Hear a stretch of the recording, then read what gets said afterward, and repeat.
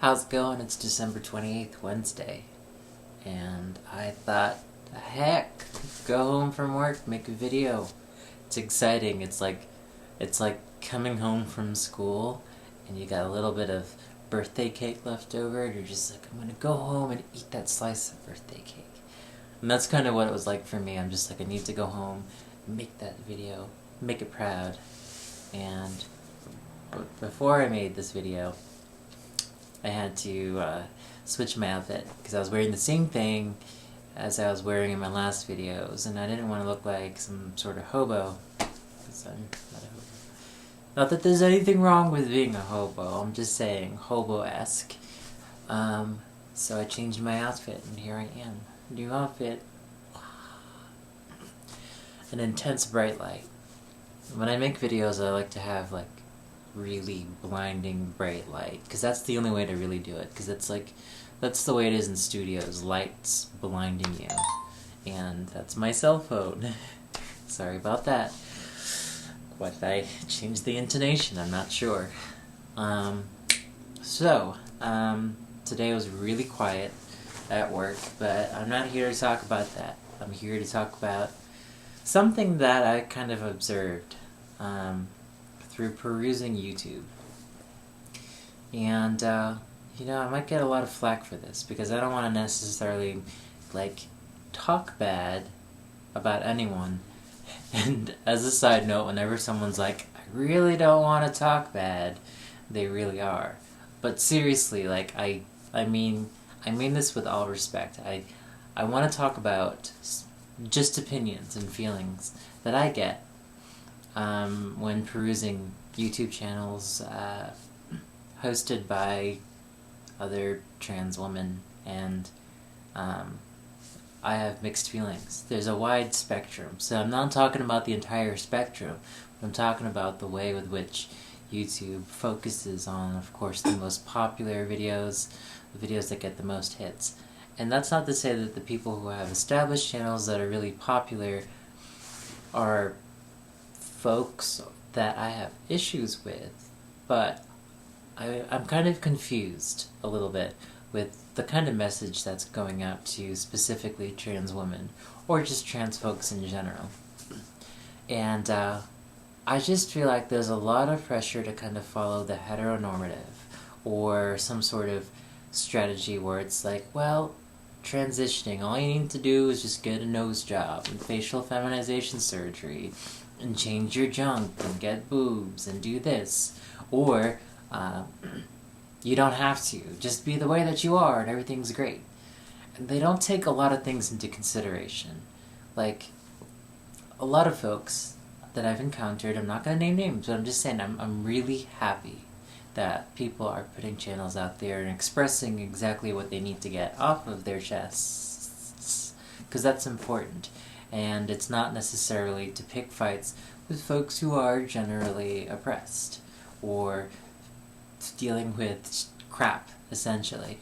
So it's not to pick fights with people who already have the entire world picking fights with them. But I will say that, it's not so easy just being like, oh yeah, you just need to just fix your nose and then everything's great. Or, my parents were so supportive and your parents will be too.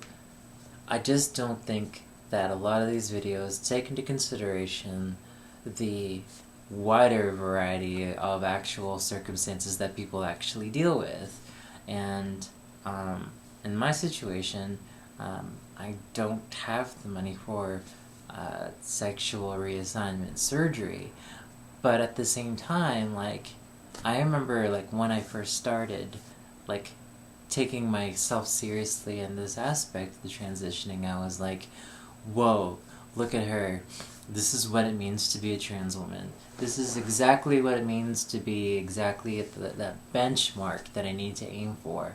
That is to have that kind of nose, that kind of feminized face, those boobs, those injections, this and that type of hormones, and so on and so forth. And there's a lot of pressure, because whatever area of your identity that you carry with you, it's unfortunate, but it happens particularly with minority groups, including trans folks, where you kind of become tokenized. And I'm not saying I'm trying to tokenize these folks or that experience, but what I am trying to get at is that there needs to be a little more disclaimer. There needs to be a little more understanding as to, like, well, you know, sometimes you can't afford that stuff, and some people, like, realistically, less than a third of folks who seek some sort of surgery actually get surgery that are transgendered.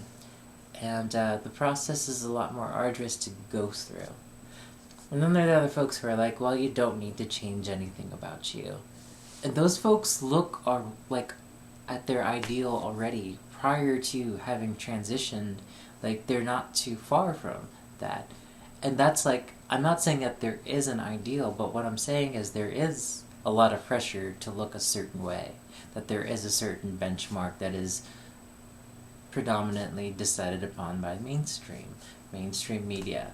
This is the way you should look. The same pressures that women face in general are the same pressures that cis women face, are the same ones that I face as a trans woman. And that's one of the issues I have. It's just like, I can't go around and just say like, oh yeah, transitioning, like my strategy was to not get this type of surgery, but get that to do this and not do that. It's really simple, that's all you need to do, and that's it. It's like, the most important thing, the most friggin' important thing you need to really get across, that I want to get across over and over again, is talk about your own shit. But don't necessarily say, well, transitioning is about. Don't make judgments about the entire process for everyone, because that is so dangerous. That's sort of like saying you need to be skinny to look attractive. You need to wear makeup or have, like, dress a certain way to be feminine. It is very much feminine to be as rugged or not as rugged, to be one end of the spectrum to another, and that spectrum isn't necessarily one-dimensional, two-dimensional. It's beyond what we're even capable of, because essentially, at the end of it all, you are who you are, and that needs to be respected, and to some degree, there is some change involved, whether or not it's emotional, whether it's challenging the ways with which you've been socialized. There are certain things that you need to find for yourself as a trans person, and whatever that means for you. And so what that means is, if you want to get surgery, go get surgery. Go and get it. And I'm like 100,000% supportive of that. Do it, you know? And if you don't, that is so absolutely cool. But it is not, there's no cookie cutter process to it. Most of everything that happens, really, essentially, transitioning is satisfaction of the soul while going through struggle. That is like what I describe it. So how do I find satisfaction in my life? How do I get to a point where I don't feel this disconnected nature between what I feel like when I say when I say my name, when I think of myself, and what I look like when I'm happy? Because essentially that's what transitioning is at the end result. And there are many things in between that happiness and where you are. And that's not to say that you aren't happy to begin with, but there are different degrees of experiencing life, and that is yours to make. Now, another thing that really gets on my nerves so bad, and I know that one could just look at me and say, oh yeah, well, you look a certain way, you wear makeup every single time, and that's not necessarily true. Or you dress a certain way, or you talk a certain way, or whatever it is. But I have a particular issue that I feel like is such a key component to transitioning your life from male to female. Now I'm just going to put this point blank, and I'm like, it's not just enough to be like, well, now that I've been through this part of my transitioning, I'm experiencing this type of oppression, and that, and this, and I know what it feels like to be a woman. Yes and no. There are certain things to take into consideration that I will constantly remind myself from my own experience, and that is, I grew up as as and perceived and living as a boy. And there's a certain type of privilege that exists within that realm, where people tell you, jump as high as you want to, run into walls, trip on things, go out later, hang out with your friends. It's okay for you to do that.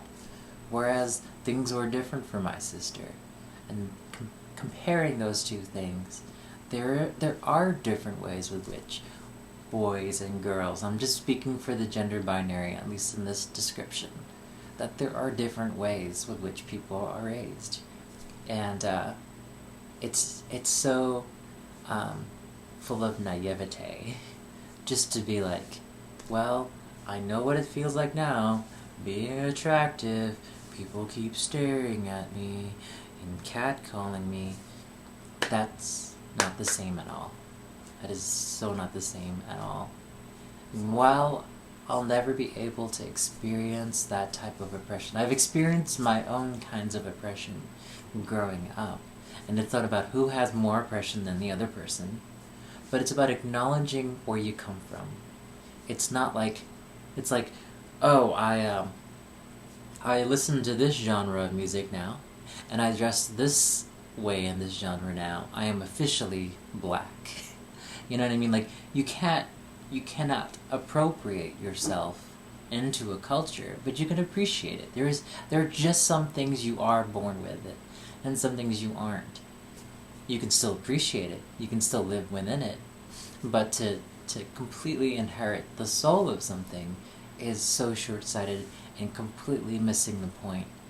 And that's completely missing the point of transitioning, especially for MTFs that are just like, I hear trans women who are like, yeah, that bitch, that slut, that, and that's another thing that pisses me off. And I'm just going to say this, and I'm not trying to pick fights with people. What I'm trying to do is just mention the fact that women can be very vicious with other women. And why is that? I'm still learning about that. That is something that I don't completely understand. Living as a male, in my male privilege growing up, it's something I didn't recognize. It's something that I didn't know. I just thought that women were crazy, and that was it. She's just crazy. She's just picking fights. Oh, the girls are just fighting again. It's no big deal. But the truth is, there is some degree of like systemic infighting that happens with women among women. And that is something incredibly dangerous. So using slurs, using things that, regardless of where you identify, that aren't good, you shouldn't be saying those damn words. You shouldn't be saying those things. Just because you're under this banner now, working towards your own femininity, or your own ladyhood, or whatever term you want to use, doesn't necessarily make you an expert or give you the credentials. It's like that Seinfeld episode where the dentist becomes Jewish and therefore starts telling Jewish jokes. It's more than just inheriting a title. It's about living through experiences. It's about sharing stories. It's about listening to your sister, listening to your mother, listening to your friends, living your life for as long as possible, and understanding that this is what it is, and not any more than what it is. And so it really gets on my nerves when misogyny makes its way through all these things, and you don't realize the privilege of growing up as a boy, having this self-confidence, then transitioning, and then you have boy self-confidence, and you're a woman, and then you're like, God, I can't stand men. Just the ability to say, I can't stand men, and I know where and what's happening, that itself is a privilege, too. To be able to recognize the degrees and where you're being oppressed is, to some degree, the privilege of knowledge and the ability to have experienced life as the oppressor. And so you just can't rat out on shit like that. You just can't be like, oh, I'm exempt from it now because I'm a woman. I can say whatever I want. I could be... It's really important to check in with your behavior. It's important to check in with the way you think. It's so important the way you need to view how you treat other women. It's really important to see how you view yourself and the kind of values you impart with others. Because otherwise you're doing the same shit, different day, essentially. And is not cool. That is so not cool. And that's all I had to say. So thanks for listening to my rant.